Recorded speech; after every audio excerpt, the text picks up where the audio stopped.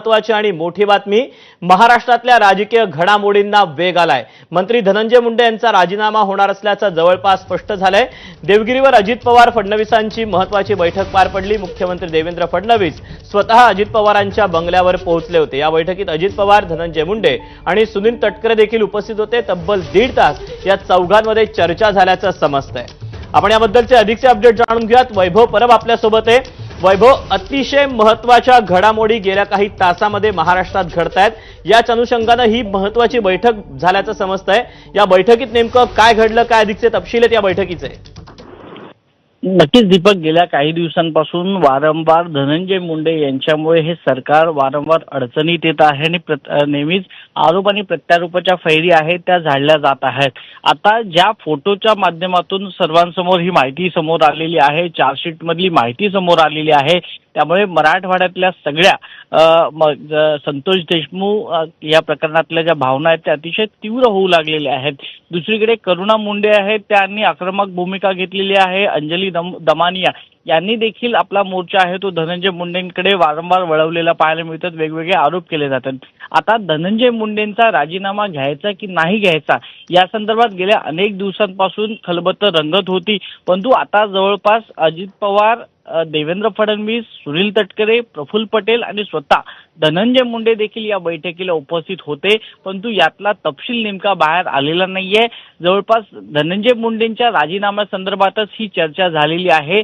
साधारणतः 9:50 म्हणजे 8:50 या चर्चेला सुरुवात झाली होती। ती तब्बल 10:30 वाजता ही बैठक संपलेली आहे। त्यामुळे या 1.5 ते 2 तासामध्ये नेमकं काय रंगलं, धनंजय मुंडे यांचा राजीनामा घेतला जाईल का? कारण का तशा प्रकारचा दबाव हा वारंवार सत्ताधारी पक्षावर आहे, अजित पवारांवर आहे। अर्थसंकल्पीय अधिवेशनामध्ये आज सकाळीच धनंजय मुंडे यांच्या विरोधामध्ये विरोधी पक्षाने आहे ती घोषणाबाजी केली होती। स्वतः जितेंद्र आव्हाड जे विरोधी पक्षाचे आमदार आहेत त्यांनी हातकडी घालून आले होते, बेड्या घालून आले होते, त्यांनी आंदोलन केलं होतं। आणि हे आंदोलन आहे विरोधी पक्षाचं, हे असं पूर्ण म्हणजे जोपर्यंत अर्थसंकल्पीय अधिवेशन चालणार आहे तोपर्यंत धनंजय मुंडेंच्या विरोधातच हे अधिवेशन गाजेल अशी शक्यता आहे। त्यामुळे आता सत्ताधारी पक्ष एक पाऊल कुठेतरी मागे जाऊन धनंजय मुंडे यांचा राजीनामा घेत आहे का हे पाहावं लागणार। आणि हीच या बैठकीमध्ये माहिती बाहेर येत आहे की अजित पवार, धनंजय मुंडे, प्रफुल्ल पटेल, सुनील तटकरे आणि देवेंद्र फडणवीस, स्वतः देवेंद्र फडणवीस जर अजित पवारांच्या घरी जात आहेत दीपक,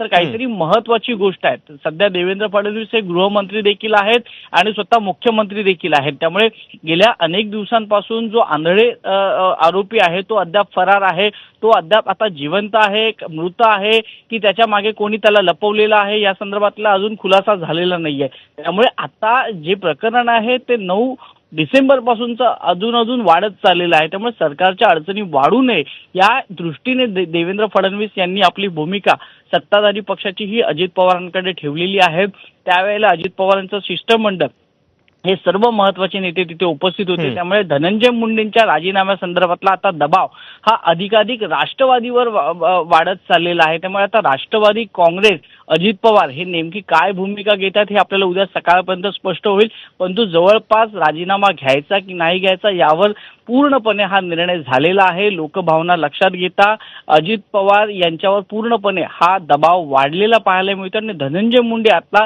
यात स्वतःहून राजीनामा देतात का हे देखील पाहावं लागणार आहे। कारण का तशा प्रकारची दीपक परिस्थिती निर्माण झालेली आहे। स्वतः वर्षाहून देवगिरीवर देवेंद्र फडणवीस गेले, म्हणजेच याचा अर्थ ह्या पूर्ण प्रकरणामध्ये काहीतरी गांभीर्य आहे।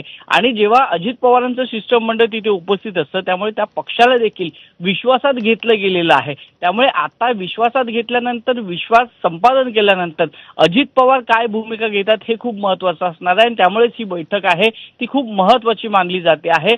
उद्या सकाळी म्हणजे अधिवेशनाचा दुसरा दिवसच असणार आहे। त्यामुळे उद्याच्या दिवसामध्ये पहिल्या सत्रात नेमकं काय घडतं हे पाहावं लागणार आहे। करुणा मुंडे देखील विधिमंडळात येणार असल्याच्या धमक्या त्यांनी वारंवार दिलेल्या आहेत। अंजली दमानिया उद्या सकाळी प्रेस कॉन्फरन्स घेणार आहेत। संतोष देशमुख यांच्या हत्येची चार्जशीट बाहेर आल्यानंतर त्यांचे फोटो देखील आता व्हायरल झालेले आहेत। अनेक त्यांच्या कार्यकर्त्यांनी यांचे फोटो आहेत ते व्हॉट्सअप स्टेटसला ठेवलेले आहेत। राग निर्माण झालेला आहे, रोष निर्माण झालेला आहे। वाल्मिक कराड हा धनंजय मुंडे यांच्या जवळचा असल्यामुळे धनंजय मुंडेंवर देखील तेवढ्याच प्रकारचा संताप इकडे निर्माण झालेला आहे। त्यामुळे आता नेमकी सत्ताधाऱ्यांची भूमिका काय असणार आहे हे आपल्याला उद्याच्या पहिल्या सत्रातच स्पष्ट होईल दीपक। वैभव, तू ज्याप्रमाणे सांगतोयस की खरं तर एकंदरीतच सरकारवर असेल किंबहुना अजितदादांवर देखील एक प्रकारचा दबाव असल्याचं पाहायला मिळतंय. ज्या वेळेला काल अधिवेशनाच्या पूर्वसंध्येला चहापानाच्या दरम्यानचा एक व्हिडिओ देखील व्हायरल झालेला होता, ज्यामध्ये धनंजय मुंडे आणि अजित पवार यांच्यामध्ये कुठलीही चर्चा झाली नव्हती आणि अजित पवार हे बाजूने धनंजय मुंडेंच्या निघून गेले होते. त्यामुळे ती बॉडी लँग्वेज देखील खूप काही सांगून जात होती. नक्कीच, कारण का ज्यावेळेला धनंजय मुंडे आणि अजित पवार यांच्यातले जर आधीचे आपण व्हिडिओ किंवा फोटो जर पाहिले असतील तर एकदम हसत खेळत त्यांच्या बॉडी लँग्वेजमध्ये एकदम पॉझिटिव्ह आपण आतापर्यंतचे व्हिडिओ आणि फोटो पाहिले असतील. परंतु ज्या वेळेपासून 9 डिसेंबरला ज्यावेळेला संतोष देशमुखची हत्या झालेली आहे, वाल्मिक कराडांचं नाव प्रामुख्यानं पुढे येत आलेलं आहे आणि वाल्मिक कराड आणि धनंजय मुंडे यांचे काय संबंध आहेत हे संपूर्ण महाराष्ट्राला आता कळालेले आहेत. तेव्हापासून अजित पवारांची भूमिका आहे ती थोडीशी कुठेतरी बॅकफूटवर गेलेली पाहायला मिळते. सुरुवातीचाच एक किस्सा सांगायचा झाला दीपक, तर ज्यावेळेला धनंजय मुंडे यांना मंत्रिपद मिळणार होतं की नव्हतं इथपासूनच सुरुवात होती. कारण का त्या आधीच हे संतोष देशमुख प्रकरण झालं होतं, त्यामुळे जवळपास धनंजय मुंडे यांचा पत्ता कापण्यात आला होता हे जवळपास निश्चित झालं होतं. परंतु शेवटच्या क्षणापर्यंत हे सांगण्यात आलं नव्हतं. परंतु अखेरीस धनंजय मुंडे यांना मंत्रिमंडळात स्थान देण्यात आलेलं आहे. परंतु आता परत वेळ आलेली आहे की हे स्थान आता काढून घेतलं जातंय का अशी एक भीती धनंजय मुंडेंच्या समर्थकांमध्ये निर्माण झालेली आहे. आणि आता अजित पवारांमधली जी बॉडी लँग्वेज आहे, म्हणजे अजित पवार एक शरद पवारांपासून बाजूला वेगळा झालेला पक्ष आहे. या पक्षातून जर अजित पवारांना भरारी घ्यायची असेल तर अजित पवारांना देखील योग्य भूमिका धनंजय मुंडेंच्या बाजूने किंवा पक्षाच्या बाजूने एक काहीतरी त्यांना घ्यावी लागेल, तरच कुठेतरी पक्षाची प्रतिमा आहे ती मलिन होणार नाही याची खबरदारी ही अजित पवारांना घ्यावी लागेल. याआधी जर आपण शरद पवारांची पत्रकार परिषद ऐकली असेल तर नैतिकता ही या पक्षामध्ये राहिली नाहीये, नेत्यांमध्ये राहिली नाहीये.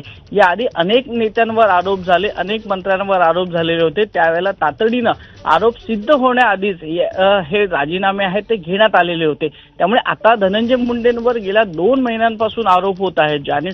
डिसेंबर मधली घटना आहे, जानेवारी गेल्या, फेब्रुवारी महिना गेला, आता मार्च महिना सुरू झालेला आहे. अर्थसंकल्पीय अधिवेशनाच्या अनुषंगाने या सरकारवर कुठल्याही प्रकारचा दबाव होऊ नये यासाठी आता हा राजीनामा घेतला जातोय का हे एक प्रामुख्यानं पाहावं लागेल. पण दुसरी गोष्ट दीपक इकडे सांगावं लागेल, कारण का देवेंद्र फडणवीसांच्या काळात याआधी पंकजा मुंडेंसारख्या 2014 ते 2019च्या दरम्यान आरोप झाले होते, परंतु त्यावेळेला देवेंद्र फडणवीसांनी आपल्या एकाही मंत्र्याचा राजीनामा घेतला नव्हता. त्यानंतरचा जर काळ बघितला तर 2019ला महाविकास आघाडी आली आणि त्यानंतर पुन्हा एकनाथ शिंदे सत्तेत आले. त्या देवेंद्र फडणवीसांच्या काळात किंवा एकनाथ शिंदेच्या काळात असा कुठलाही राजीनामा झाला नाही. महाविकास आघाडीमध्ये संजय राठोड यांच्यावर प्रामुख्यानं एका अल्पवयीन मुलीच्या हत्येसंदर्भातला आरोप झाला, त्यांची ऑडिओ क्लिप व्हायरल झाली होती. त्यावेळेला तातडीनं उद्धव ठाकरेंनी त्यांचा राजीनामा घेतला होता, कारण का त्यांच्या पालकांचा आरोप होता की यामध्ये संजय राठोड आहे विरोधी पक्ष, त्यावेळेला भाजप होता, त्यावेळेला संजय राठोडांचा राजीनामा घेण्यात आला होता. पण आता मात्र ही भूमिका अजित पवारांवर सोपवण्यात आलेली आहे. हे सरकार जरी देवेंद्र फडणवीसांचं असलं तरी 3 पक्षांचं सरकार आहे. अजित पवारांच्या पक्षाची देखील यामध्ये महत्वाची भूमिका आहे. आणि जर या सरकारला अजित पवारांच्या एका मंत्र्यामुळे कुठेतरी धोका निर्माण होत असेल, तो सर्वस्वी निर्णय आहे. तो या आधीपासून एकनाथ शिंदे असतील किंवा देवेंद्र फडणवीस असतील, या दोघांनी हा सर्वस्वी निर्णय आहे तो अजित पवारांवर सोपवलेला आहे. त्यामुळे आज अजित पवारांची मनधरणी करण्यासाठी देवेंद्र फडणवीस हे देवगिरीवर गेले तर नसावे ना अशी शंका इकडे निर्माण होते. जर अजित पवारांची मनधरणी झाली असेल, धनंजय मुंडेंना ह्या संपूर्ण प्रकरणाची जर सखोल माहिती देण्यात आली असेल की पुढे काय होऊ शकतं, सरकारसाठी अडचणी काय होऊ शकतात, म्हणजे जी मानसिकता राजीनामा न देण्याची होती धनंजय मुंडेंची, ती मानसिकता आता धनंजय मुंडेंची झाली असेल की राजीनामा मी देऊ शकतो, कारण का भविष्यामध्ये माझ्या पक्षाला किंवा सरकारला कुठलीही अडचण नको असेल, या दृष्टीने देवेंद्र फडणवीसांनी मनधरणी केली का, हेच सगळं महत्वाचं असणार आहे दीपक.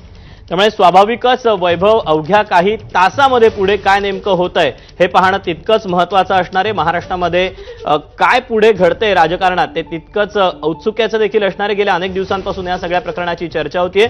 तुर्तास धन्यवाद या सगळ्या सविस्तर माहितीबद्दल आणि एक्सक्लुझिव्ह बातमीबद्दल. वळूयात अन्य काही बातम्यांकडे. समाजवादी पक्षाचे महाराष्ट्रातील नेते आणि आमदार अबू आझमींनी